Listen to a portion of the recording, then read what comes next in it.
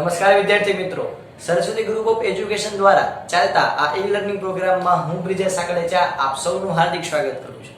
આપણે ધોરણ 12 ની અંદર ચેપ્ટર નંબર 3 નો અભ્યાસ કરતા હતા કે જેનું નામ હતું પ્રવાહ વિદ્યુત, કે જેની અંદર આપણે લાસ્ટ લેક્ચરની અંદર મીટર બ્રિજ વિશેની ચર્ચા કરી હતી કે મીટર બ્રિજને લગતા અમુક અવનવા દાખલાઓ જે છે આપણે જોયા હતા અને લાસ્ટમાં આપણે ઉદાહરણનો દાખલો જોયો હતો. તો ચાલો આજે આપણે આવા જ મીટર બ્રિજને લગતા અમુક દાખલાઓ જોશી અને આના ઉપર થોડુંક આપણે એડવાન્સ લેવલનું થોડું જોશી કે જે ટેક્સ્ટ બુક થી થોડુંક બહાર છે, એટલે કે થોડુંક આપણે વધારે વિચારશે.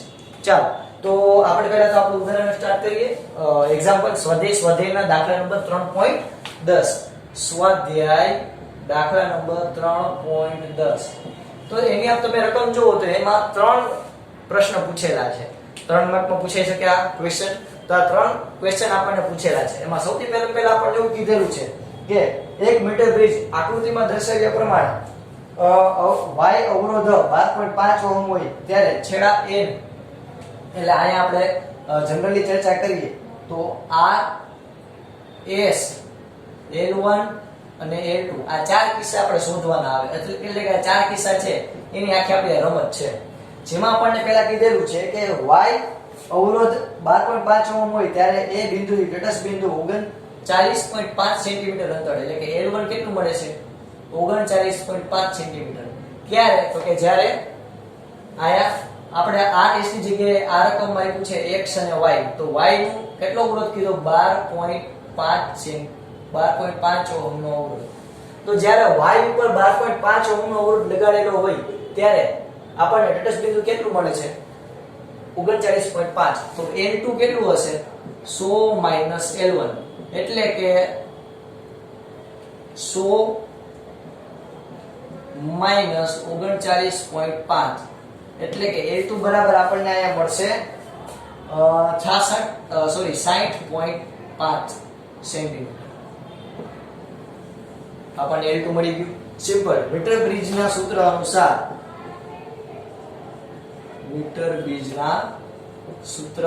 અનુસાર હવે આપણે મીટર બ્રિજનું સિમ્પલ આપણે શું મૂકીએ? સૂત્ર મૂકી દઈએ, ડાયરેક્ટ દાખલો થઈ જાય. કેવી રીતે? તો કે મીટર બ્રિજનું સૂત્ર x ના છેદમાં y બરાબર l1 ના છેદમાં l2 આપણે એમ કહી શકીએ. તો ચાલો x ના છેદમાં y આપણે શોધવાનું શું કીધું? તો કે આપણને કીધું છે x, આ આપણો વરરાજો છે દાખલો. તો અહીંયા આપણે x ના સૂત્રનો કરતા બનાવી તો શું થાય? y ગુણ્યા l1 ના છેદમાં l2. ચાલો કિંમત મૂકીએ. y બરાબર આપણને આપ્યું છે 12.5, l1 એટલે 39.5 અને l2 એટલે 60.5. આ ત્રણેયની ગણતરી તમને કરતા આવડે, અને ભાગાકારમાં આ કરો અને એને ગુણાકારમાં 12.5 કરો.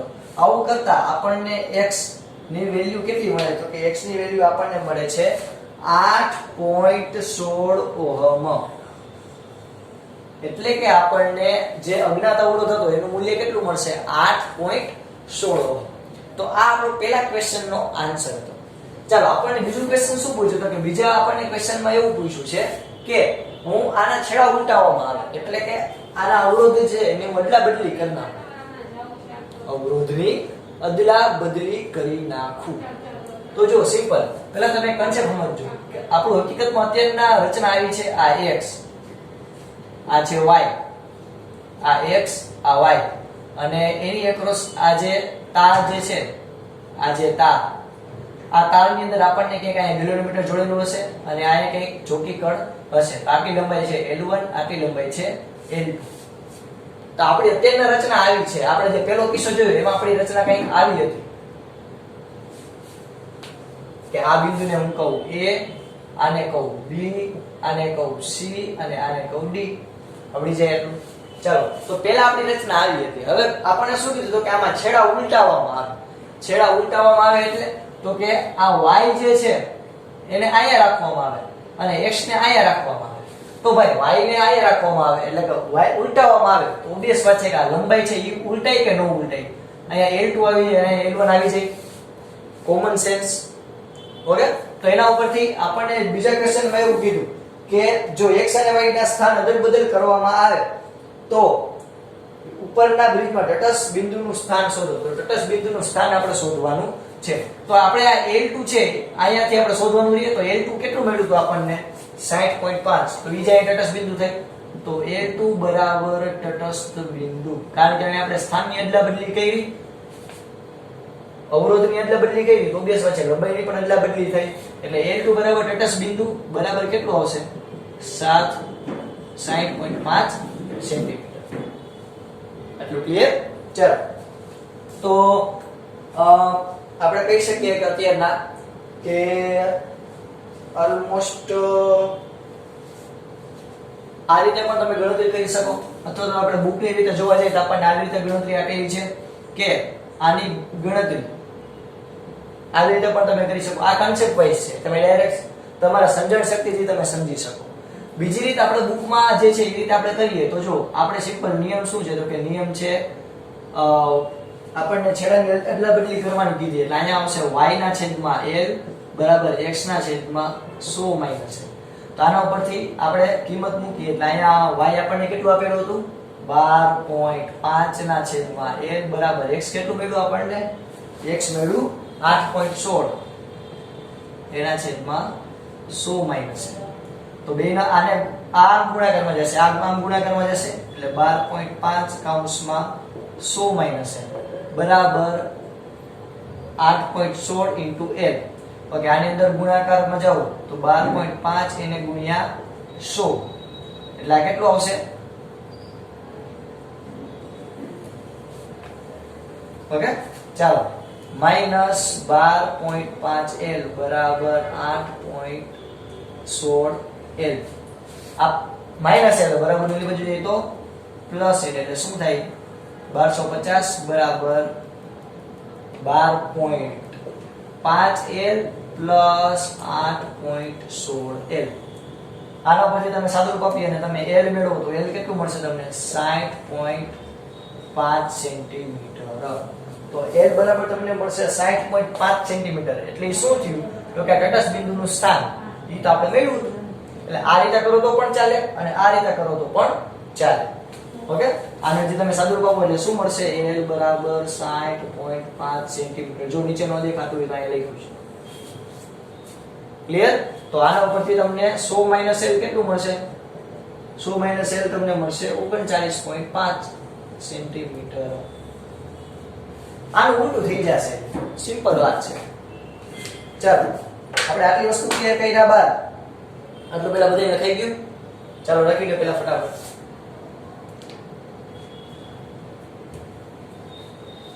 ઓકે, આપણને હવે ત્રીજો ક્વેશ્ચન એવો પૂછ્યો છે કે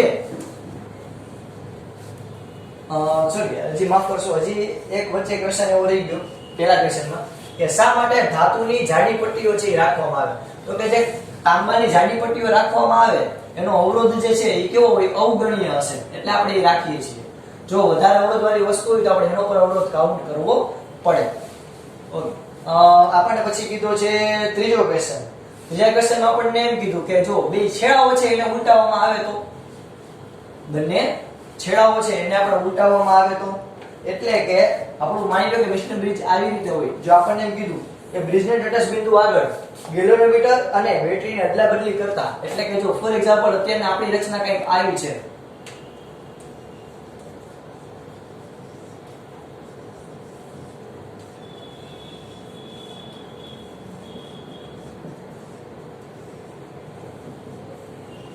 આપણી રચના અત્યારના કંઈક આવી છે.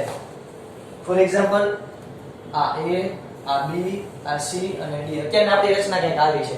તો આપણે જો જનરલ અત્યારે એવું છે કે B અને D વચ્ચે ગેલોનોમીટર જોડેલું છે, A અને C વચ્ચે બેટરીના બે છેડા છે જોડેલા છે. હવે અહીં આપણને શું કીધું તો કે આ બંને છેડાઓની અદલા બદલી કરવામાં આવે. એટલે તો કે હું B અને D વચ્ચે બેટરી જોડું, A અને C વચ્ચે ગેલોનોમીટર જોડું. તો જો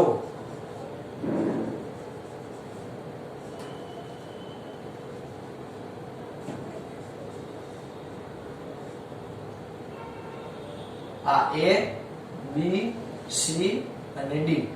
તો આપણને એમ કીધું B અને D વચ્ચે બેટરી જોડવામાં આવે અને A અને C વચ્ચે ગેલોનોમીટર જોડવામાં આવે.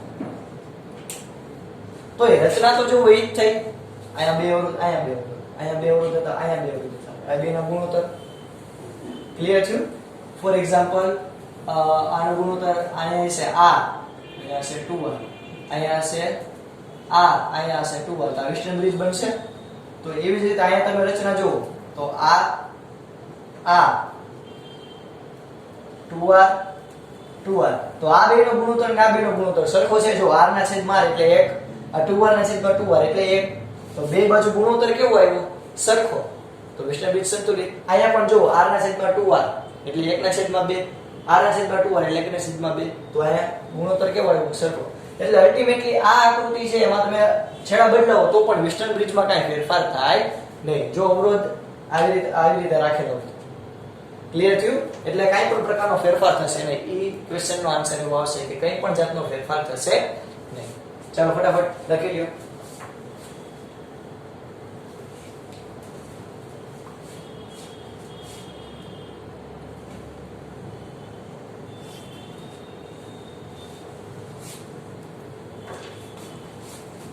ચાલો હવે આપણે જોઈએ કે આ વેસ્ટર્ન બ્રિજ હોય આપણે એમ કહીએ છીએ નો ડાઉટ કે ચોકસાઈપૂર્વક અને એક્યુરેટલી આપણું જે કહેવાય માપન કરે છે, પણ અહીંયા હજી આપણે જોવા જઈએ તો હજી કઈ ચોકસાઈપૂર્વક હજી માપવું હોય એટલે કે હજી કઈ એરર આવતી હોય, એરરને આપણે દૂર કરવી હોય તો એના માટે આપણે કઈ ત્રુટિ જે છે એ આપણે પહેલા તો ગણવી પડે.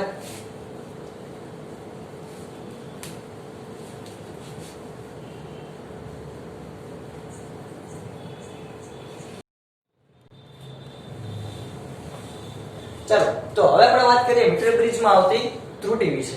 તો મીટર બ્રિજમાં જે ત્રુટિ આવે એ આપણે કેમ ફાઇન્ડ કરી શકીએ? તો કે એના માટે સૌથી પહેલા આપણને ખબર હોવી જોઈએ કે મીટર બ્રિજનું સૂત્ર r ના છેદમાં s બરાબર l1 ના છેદમાં 100 - l1. આટલું સૂત્ર છે. ચાલો હવે r ના છેદમાં s, હવે આ s ગુણાકારમાં ભાગાકારમાં બરાબરની ઓલી બાજુ જઈ તો ગુણાકારમાં, તો s ગુણ્યા l1 ના છેદમાં 100 - l1. તો આયા હું ત્રુટિનું સૂત્ર એપ્લાય કરું તો ડેલ્ટા r ના છેદમાં r બરાબર ડેલ્ટા s ના છેદમાં s પ્લસ ડેલ્ટા l ના છેદમાં l પ્લસ ડેલ્ટા 100 - l1 ના છેદમાં 100 - l1. આવી રીતે થશે. તો આના ઉપરથી જો ડેલ્ટા s ના છેદમાં s એટલે કે જ્ઞાત અવરોધમાં આવતી ત્રુટિ અને જ્ઞાત અવરોધનું મૂલ્ય. હવે જ્ઞાત અવરોધ એટલે કે ઓલરેડી તમે જે જાણો છો એનું મૂલ્ય જે છે એમાં જે ઓકે એને આપણે માપવાનું તો છે ને, તમે ઓલરેડી જે અવરોધની વેલ્યુ જાણો છો એ ફરી પાછા તમે માપવાના છો નહીં. ઓકે, તો એની અંદર ત્રુટિને તમે શું કરી શકો? અવગણી શકો, કારણ કે તમે જ્ઞાત અવરોધ છે એની તમને પહેલેથી વેલ્યુ તો ખબર જ હશે, એટલે કે એની અંદર ત્રુટિ પણ તમને ખબર જ હશે. તો એના ઉપરથી આપણે જ્ઞાત અવરોધનું જે મૂલ્ય છે એને આપણે અવગણીએ તો આપણે શું કહી શકીએ? તો કે ડેલ્ટા r ના છેદમાં r બરાબર ડેલ્ટા l1 ના છેદમાં l1 પ્લસ ડેલ્ટા 100 - l1 ના છેદમાં 100 - l1. હવે અહીંયા ખાસ વિદ્યાર્થી મિત્રો ધ્યાન રાખજો કે આ ડેલ્ટા l1 અને ડેલ્ટા 100 - l1 એ શું છે? તો કે લઘુત્તમ માપ. યાદ છે આપણે એવું ભણતા હતા કે લઘુત્તમ માપ એના છેદમાં મૂલ્ય. તો લઘુત્તમ માપ કેનું? તો કે તમે મીટર બ્રિજ જુઓ તેમાં અહીંયા ફૂટપટ્ટી આપેલી છે, આપણે જોઈ હતી 100 સેન્ટીમીટરની ફૂટપટ્ટી. તો જે ફૂટપટ્ટી હશે એ ફૂટપટ્ટીનું લઘુત્તમ માપ એટલે કે માપપટ્ટીનું લઘુત્તમ માપ એટલે શું થયું? ડેલ્ટા l1 અથવા તો ડેલ્ટા 100 - l1. એમાં તમારે શું લખવાનું છે? તો કે માપપટ્ટીનું લઘુત્તમ માપ. તો માપપટ્ટીનું લઘુત્તમ માપ કેટલું છે?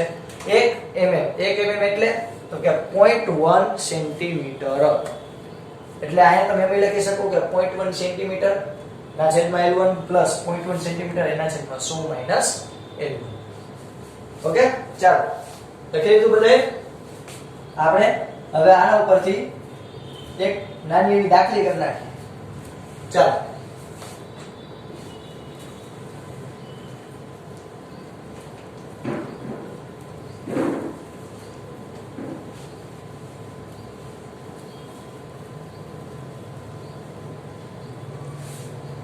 ઓકે, આપણને હું કીધેલું છે દાખલાનો પહેલા રકમ લખી લઈએ. દાખલો પૂછાયેલો છે IIT. વ્યવસ્થિત લખી નાખી. IIT ની અંદર 2004 એડવાન્સમાં પૂછાયેલો ક્વેશ્ચન છે. IIT 2004 એડવાન્સમાં પૂછાયેલો ક્વેશ્ચન છે. આપણને એક મીટર બ્રિજ છે એની આકૃતિ આપી દીધી છે.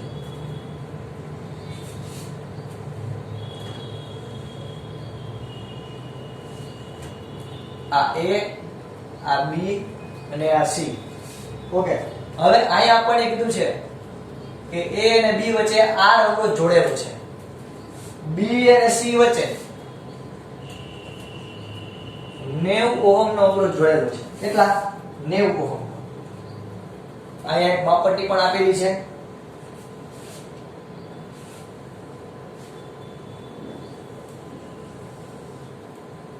ઓકે, અહીંયા 0 સેન્ટીમીટર અને અહીંયા 100 સેન્ટીમીટર. આપણને એવું કીધેલું છે કે જે ગેલ્વેનોમીટર જે માપન કરે છે, અહીંયા જે ગેલ્વેનોમીટર જોડેલું છે, બીજા પોઈન્ટ માપે છે આ ડી બિંદુ, ઈ 40 સેન્ટીમીટરે મળે છે. કેટલા? 40 સેન્ટીમીટરે, એટલે કે 40 સેન્ટીમીટરે આપણને તટસ્થ બિંદુ મળે છે. તો આપણને એવું કીધેલું છે કે તો R મેળવો, તો ફાઇન્ડ R. ઓકે, ચાર ઓપ્શન આપેલા છે. A 60 plus or minus 0.15 ohm. Okay, B આપેલું છે 60 plus or minus 0.25 ohm. C 60 plus or minus 0.23 ohm. અને D 60 plus or minus 0.56 ohm. આ આપણને ચાર ઓપ્શન આપેલા છે અને આપણને કીધું કે તો અવરોધ શોધો. ઓકે, ફટાફટ આપણે ટ્રાય કરીએ. સિમ્પલ સૂત્ર છે કે R ના છેદમાં S બરાબર L1 ના છેદમાં 100 માઈનસ L1. આ સૂત્રમાં આપણે કિંમત મૂકીએ તો R ના છેદમાં S કેટલો છે? R કેટલો તો કે તો ભાઈ આપણા સૂત્રનો વરરાજો. S એટલે આપ્યા 90 બરાબર L1 કેટલી આપી આપણને 40. તો આ કેટલી થાય? 100 માઈનસ 40. તો આપણે કિંમત મૂકીએ તો R ના છેદમાં 90 બરાબર 40 ના છેદમાં 60. ઓકે, હજી R બરાબર આ ભાગાકારમાં બરાબર મળી બાજુ છે તો ગુણાકારમાં આવી રીતે થશે. મીંડી મીંડી કેન્સલ. ઓકે, 9 ચોક 36 એટલે કે 360 ભાગ્યા 6. તો એના ઉપરથી R ની વેલ્યુ કેટલી મળી? 66 ઓહમ. તો આપણને R મળી ગયો 60 ઓહમ. 66 નહીં, સોરી 60. તો આ બધે 60 તો આપેલા જ છે. હવે જાય તો જાય કહા. તો હવે આપણે શોધશું ત્રુટી. તો ત્રુટીની અંદર ડેલ્ટા R ના છેદમાં R બરાબર ડેલ્ટા L ના છેદમાં L plus delta 100 minus L ના છેદમાં 100 માઈનસ L. ચાલો, ડેલ્ટા R ના છેદમાં R ઓકે, ડેલ્ટા R ના છેદમાં એટલે કે આપણને કેટલું મળ્યું હતું? 60. આપણને 60 મળ્યું હતું ને? આ હમણાં મળ્યું યાર, હું એ લાવ તમે પણ મસ્તી કરો. ડેલ્ટા L એટલે કે માપપટ્ટીનું લઘુત્તમ માપ 0.1 સેન્ટીમીટર. મેં હમણાં કીધું હતું માપપટ્ટીનું લઘુત્તમ માપ કેટલું હોય? 0.1 સેન્ટીમીટર અથવા તો 1 mm. આપણે સેન્ટીમીટરમાં લખવાનું આવશે. છેદમાં L એટલે લંબાઈ કેટલી મળી? આટલી લંબાઈ 40 પ્લસ અહીંયા કેટલું આવશે? 0.1 એના છેદમાં 60. આપણે હજી કિંમત મૂકી 0.1 ના છેદમાં 40 પ્લસ 1 ના છેદમાં 60. તો જોવો જોઈએ શું આન્સર આવે. તો કે આપણે આની સાદુરૂપમાં આપી શકીએ. આનું સાદુરૂપ શું થાય? 40 આ બે આમ છે, ચોકડી ગુણાકાર કરો તો બે નો સરવાળો છેદમાં બે નો ગુણાકાર એટલે કે 100 ના છેદમાં કેટલું આવશે? 6 ચોક 24 એટલે કે 2400. મીંડી મીંડી કેન્સલ એટલે કે 10 ના છેદમાં 240. તો આનો જવાબ શું આવશે? તો કે આનો જવાબ એવો આવશે, અહીંયા હું લખું છું, જોજો ધ્યાનથી. ડેલ્ટા R ના છેદમાં 60 બરાબર 0.1 ગુણ્યા 10 ના છેદમાં 240. આવો જવાબ આવતો તો. ઓકે, તો હવે કંઈ કરવું હોય તો કે સિમ્પલ, જો આ પોઈન્ટ એટલે કે છેદમાં કરી નાખું તો આ મીંડી મીંડી કેન્સલ. તો ડેલ્ટા R બરાબર શું થયું? 60 ના છેદમાં 240. મીંડી મીંડી કેન્સલ. 6 ચોક 24. તો ડેલ્ટા R બરાબર તમને શું મળ્યું? 1 ના છેદમાં 4 ઓહમ. એટલે કે આટલી ત્રુટી હશે. 1 ના છેદમાં 4. 1 ના છેદમાં 4 એટલે કેટલું થયું? 0.25 ઓહમ. તો અહીંયા ત્રુટી કેટલી મળશે? 0.25 ઓહમ ને પ્લસ ઓર માઈનસ. તો આને શું લખી શકું 60 પ્લસ ઓર માઈનસ 0.25 ઓહમ. તો આ છે આપણું થોડોક ટોપિક થી થોડાક આપણે ઉપર એડવાન્સ લેવલનો દાખલો કે જેમાં આપણે અવરોધ તો શોધવાનો છે, સાથે આપણને શું કીધું તો કે ત્રુટિ શોધવાની કીધી. આવડી જાય. આ આપણું પહેલું સ્ટેપ, આ આપણું બીજું સ્ટેપ અને આ આપણું ત્રીજું સ્ટેપ. બધી ઘણા નહીં ખબર પડે ક્યાંથી ક્યાં ગયા. ઓકે, ચાલો જોઈ લઈએ બધે ફટાફટ.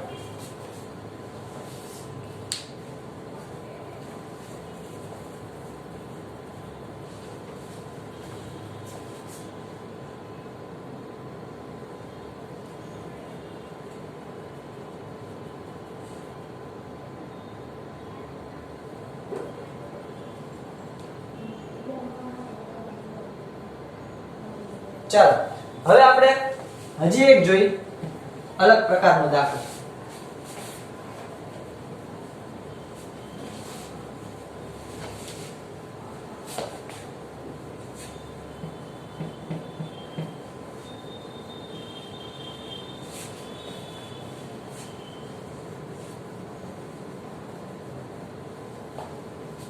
આ દાખલો પણ જેવો તેવો નથી. આઈઆઈટી 2011 માં પૂછાયેલો ક્વેશ્ચન છે. શું તો કે આપણને કઈ રીતે આયા મીટર બ્રિજ આપેલો છે. હવે આપણને શું કીધું તો કે જો આપણે દર વખતે આ જે કુપરની જે પ્લેટ બનેલી છે, આ કુપરની જે પ્લેટ આ A B અને C એનો અવરોધ આપણે અવગણ્ય માનીએ છીએ, એટલે કે સાવ ગણતા નથી. પણ માની લો કે ક્યારેક આ આપી દે તો કે આ A પ્લેટનો અવરોધ, જો આ રકમ એવું કીધું છે, A પ્લેટનો અવરોધ 1 સેન્ટીમીટર 1 ઓહમ છે. B પ્લેટનો અવરોધ